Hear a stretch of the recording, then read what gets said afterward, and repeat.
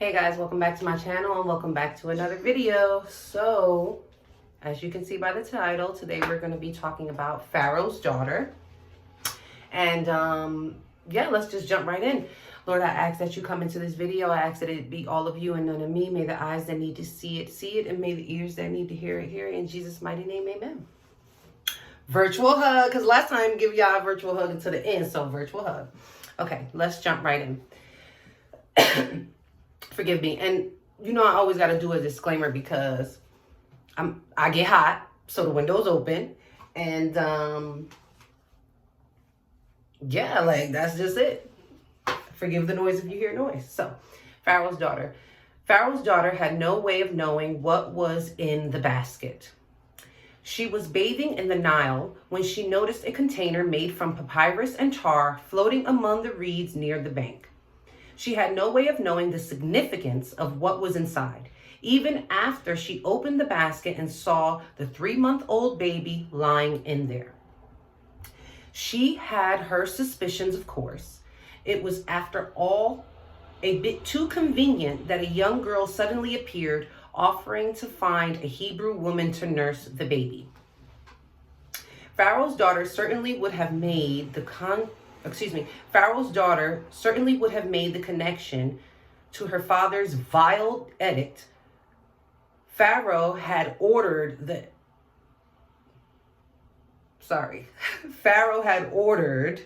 that every Hebrew baby boy be thrown into the Nile and drowned. Did Pharaoh's daughter react with silent horror at the fate of Hebrew mothers and their children? Perhaps. But one thing we do know, she took pity on this helpless child floating along the river in which he was supposed to be drowned in. Pharaoh's daughter adopted the boy and brought him to live every time. Pharaoh's daughter adopted the boy and brought him to live in the royal palace. There she raised him as her own, giving him access to the finest possessions, education, and opportunities Egypt had to offer. When Pharaoh's daughter rescued Moses from the Nile, she had no way of knowing he would someday flee the country amid accusations of murdering an Egyptian. She had no way of knowing that he would return many years later, claiming to speak for the Hebrew God and demanding the release of the entire Hebrew slave population. That day in the Nile, Pharaoh's daughter could have not foreseen the ramifications of saving one Hebrew baby.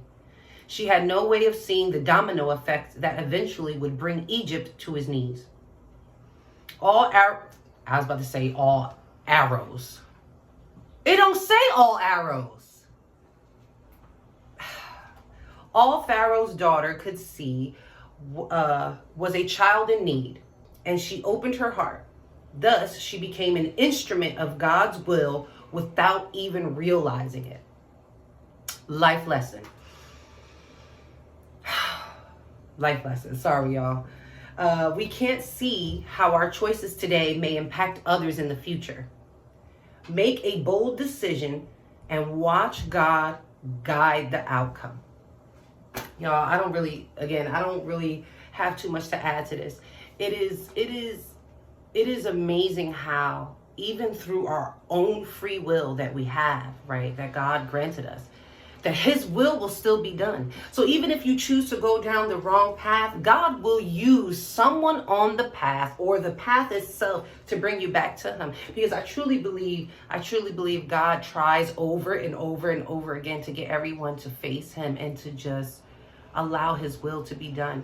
You know, it's just amazing. And the crazy thing about it is I'm pretty sure she already knew what time it was when she seen that basket flowing and opened it and seen the baby. Cause like if your father just declared like all Hebrew boys had to be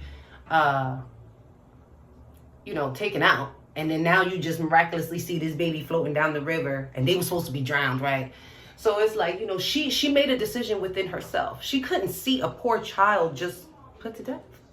And so we in life have to allow those nudges that God places on our heart to just flow and be disciplined and follow through on them, because God will sometimes put you through a bad situation just so you can help the next person. Why? Because A, you're strong enough to deal with it. B, you're in his presence, or he has his hand on you. And C, you helping someone else and talking to someone else and uplifting someone else or trying to pull someone up may in fact also help you. You know, like, it's just crazy. Like, that one baby out of all the babies that probably got put to rest, let's just say, right? The one baby that Pharaoh would have wanted to be taken out was not. Okay?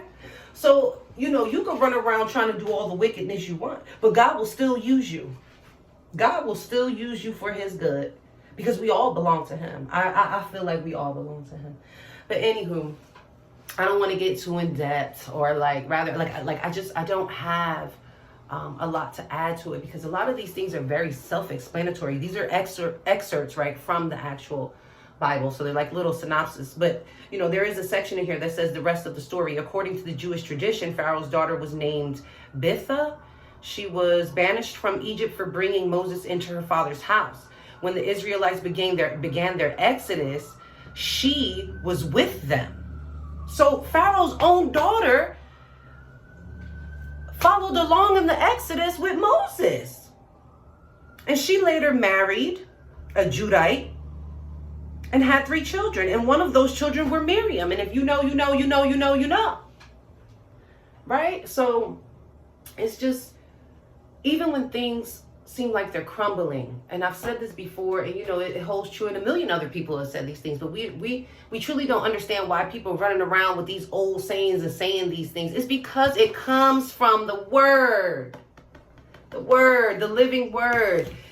Even when everything is crumbling, it's working out for your favor. Maybe you need to sit down for a while. Maybe you need to be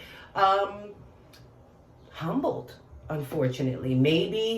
Maybe God just wants a relationship with you, and you keep denying him. You keep denying him a relationship with you, but the first person you scream is, "Oh Lord, help me. Oh Lord, why is this happening to me? Jesus, take the wheel." Everybody wants Jesus to take the wheel, but nobody don't want to get in the car.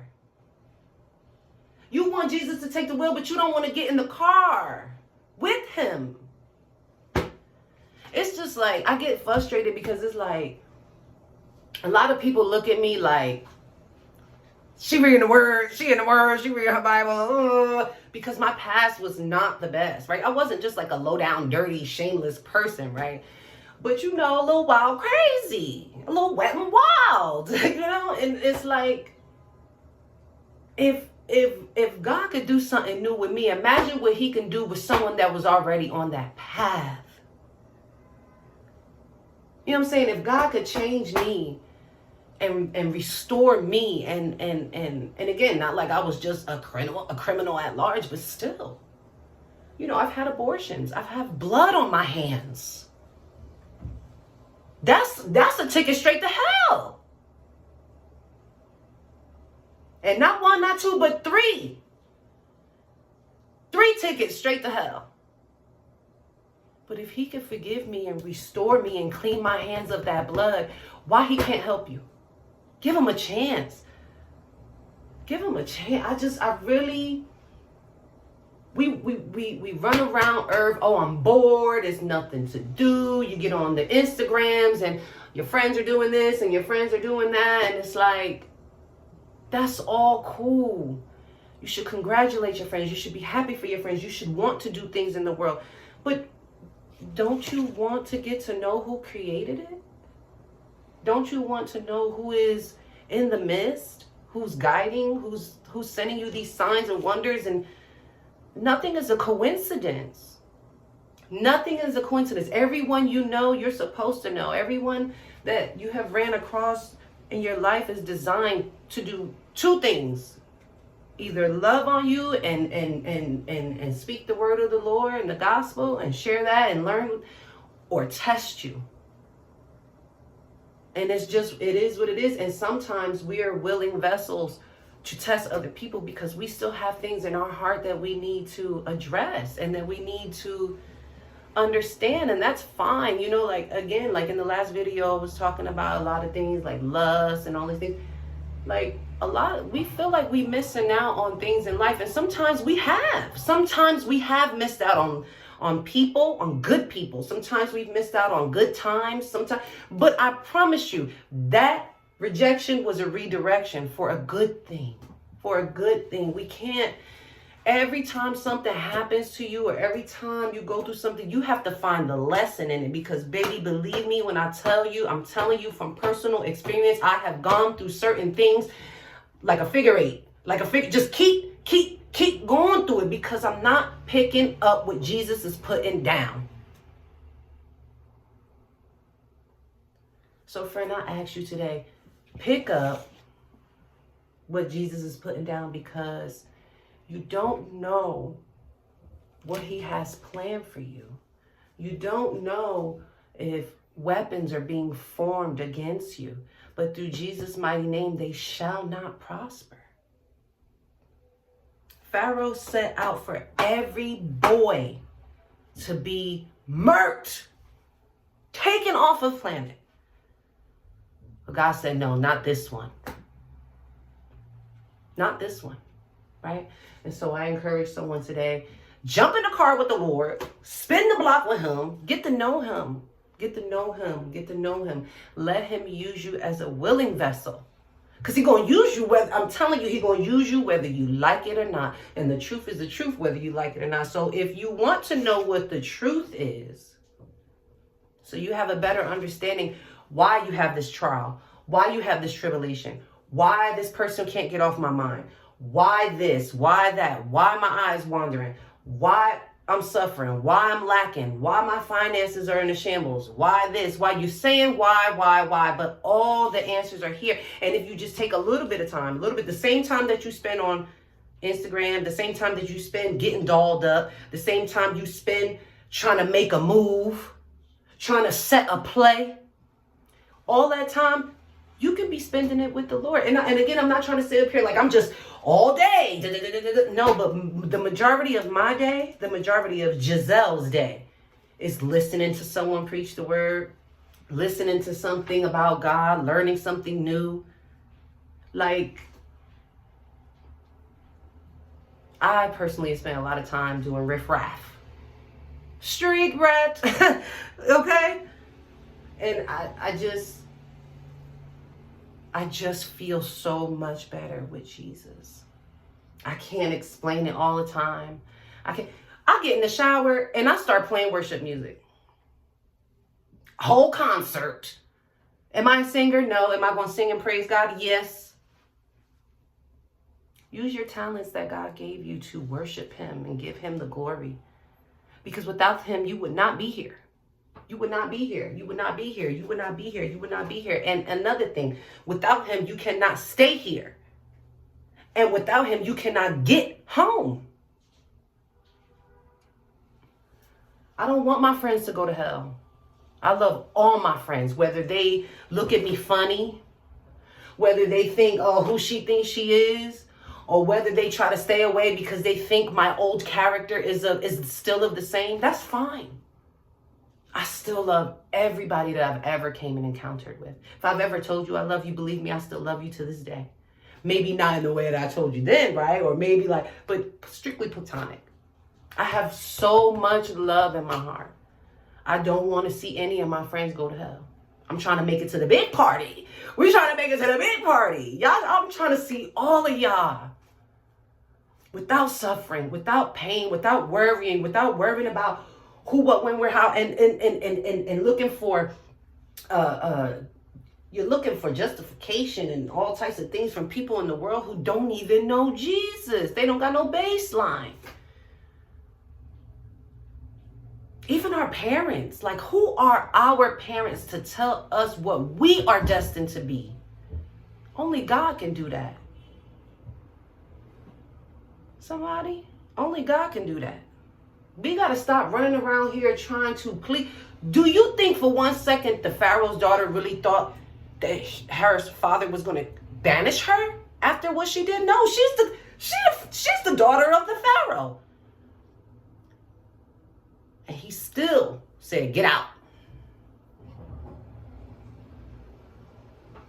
It's just like at any job or with anyone. You're only good you're only good to a person until you say no to them. You're only good to a person as long as you can do for them. But the minute that you can't, they turn their back, or they start, she can't do this. It's like, stop. Invite God in your heart. Listen to the nudges. God is real. Y'all, I don't know if y'all really know, but I have heard his voice. I remember one time, and this is neither here nor there, and I'm just, going on, but I remember one time I was working at a Fortune 500 company, so I don't have to say the name, but it was a Fortune 500 company, and I had to work 5 in the morning. I worked 5 to 1, and one day I got up at 3, because I used to get up every day at 3. I got up at 3 in the morning, and so loud. Oh my God. So loud. I heard, Megan's pregnant. Like a roaring lion. Megan's pregnant. And I'm like, I literally start crying so hard, and my husband woke up like, what's wrong with you? I'm like, Megan's pregnant. And he's like, what? I was like, I just heard a loud voice yell, Megan's pregnant. I don't know what's going on. And I was going through some things, and the thing about it is I was fasting real heavy in that time, real heavy. So my mind, I was able to hear his voice. Do you know I went to work that day and I sat at my desk because I was a dispatcher. I did all my work so fast. I had my work done in 2 hours because I was waiting for Megan to walk through that door at 7 o'clock. I was waiting. And when she got to the door, I was like, I ran to her. I was like, Megan, I was like, I don't want to be in your business. I'm about to cry. I was like, Megan, I don't want to be in your business. I don't want to know what's going on. I don't want to know what's going on, but I have to ask you one thing. I just need to ask you one thing. And I need you to be fully honest with me. Okay?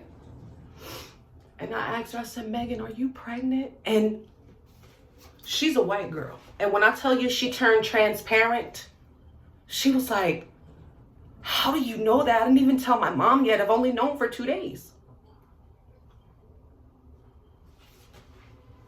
Because see, maybe God is calling her.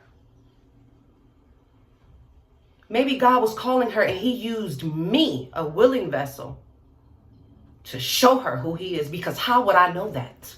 How would I know that? How? And funny thing is, she ended up having her daughter in July. I'm born in July. Hey! July 3rd, 7-3, baby. That's why I'm real stuck on that number is 7 and 3, because not only are those numbers in the Bible with significance, I was born the 7th month on the 3rd day. And her daughter ended up being born in July. Same month as me. If that's not God trying to reveal himself to her, and me too, because I ain't never experienced that. Now, I did have an outer body experience when I was giving birth to my daughter. I was not in my body. I don't care what nobody say. Call me crazy, call it what you want, but I was not in my body. I was literally like, I felt like a beam of light watching everything. I could see everything. I could see everything. I could see everything. I could see everything. And then when she was coming out, I felt myself go back into my body like whoosh. That was the first time. And I think that's what really made me fall into postpartum so hard, because I couldn't explain it. And I also was so heavy and just uncomfortable and just a new mom. My nervous system was wrecked and I was scared. So imagine all of those things and you have an outer body experience. So that happened. I heard God speak. Megan's pregnant. That's not the first time I heard God speak. I'm not even going to get into it, but it's just so many times. Y'all, I had a dream where God came to me. Nobody's going to shake me from Jesus. Nobody's going to make me feel bad for talking about him. I don't care if nobody watched these videos. I don't care if nobody watched these videos. I don't care if only one person watched the video. My goal is to help save a soul, to help people get closer to Jesus. Jesus is real. He's real. Every single book, whether it be the Quran, the Torah, whatever, the Emerald Tablets, the Akashic Records, blah, blah, blah, blah, blah, blah, blah. Jesus is real, and he's coming back. And friend, I don't want you to go to hell, so get right. Let him use you. Let him love on you. There's nothing wrong with it. It's scary. I'm not going to sit up here and say, I just love Jesus so much. And I do love him so much. But it's scary because it's all supernatural. And we always so quick to run to the Harry Potters and and I love Harry. Don't get me wrong. I used to love me some Harry Potter, but I had to take a step back because it's witchcraft. It is what it is, friend. And it hurts. The truth hurts. You know why? Because you've been lied to for so long by everybody. And everyone is teaching you a lie and teaching that person a lie and teaching that person. They run around and say, be yourself, be yourself. Jesus didn't say that one time. Jesus didn't say, follow your heart. He said, follow me. Deny your flesh. Die to yourself. That's what he said. But the enemy is always going to take what Jesus said and Jesus did and turn it for evil because he hates you. You really think. See, the thing about the enemy is he will give you everything that you want on this earth. This is his palace. Did he not get casted down? Did he not get casted out with the gang? So you don't think they running around here for all eternity trying to collect every soul that they could take with them to hell? And he got another thing coming for him too. Because the word says, and I don't think it's in the NIV version. I think it's in the book of Enoch. Because this don't have the book of Enoch. But I believe it is in the book of Enoch because I've listened to that too. Jesus goes to hell to redeem the souls that belong to him. Stop playing. It's not a game. It's not a game, friend. We need each other. We need each other, friend. We do. And I love you. And I'm going to help. I'm going to help you as much as I can. As much as God allows me to. Because I know Jesus is real. I know it. I'm trying to tell y'all. He reveals things to me before they happen. Okay? And I want you to have the same relationship with him. Hop in a car. Take a spin with the Lord. I just feel on fire. I could talk about God forever. And sometimes I just feel, I'm trying not to cry, but sometimes I just feel so bad for not getting to know him sooner because I wouldn't have had my heart broken so many times. Y'all have had my heart broken so many times. And I know this don't got nothing to do with the story, but we just talking, right? We ain't got nothing else to do. You clicked, let's just hang, right? And so I've had my heart broken so many times by people that I've truly loved. And young. I knew what love was young. Even though I was running around trying to get my money and I knew what love was young, and I knew who I loved. And I got my heart broke and broke and broke and broke and broke until I got on my knees one day. And when I tell you I cried so bad, I cried so hard, I turned red. I felt heat come over my body. And I asked God to please remove the love that I had in my heart for certain people because they had shattered it. And what God do? Send me my husband. Hey! So I tell you, spare yourself the heartbreak and get to know Jesus. Get to know him. He is waiting for you. And with that being said, I love me some y'all. Another virtual hug. Oh, I love you guys so much. And I just want to help you because if I have ever steered you the wrong way, passed you the blunt, rolled up for you, gave you bad advice, or whatever the case may be, I want to help rectify that. See, I don't hate the sinner. I don't need to sneak this. The sinner. I hate the sin. Because it deceived you and it deceived me. Anyway, I love me some y'all.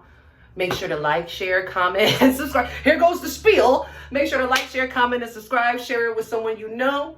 Give me a little thumbs up if you can, if you like it, if you think it's cool, if you agree or not. You can give me a thumbs down too if you don't like it. It is what it is. But I love you, friend. And I'll see you in the next one.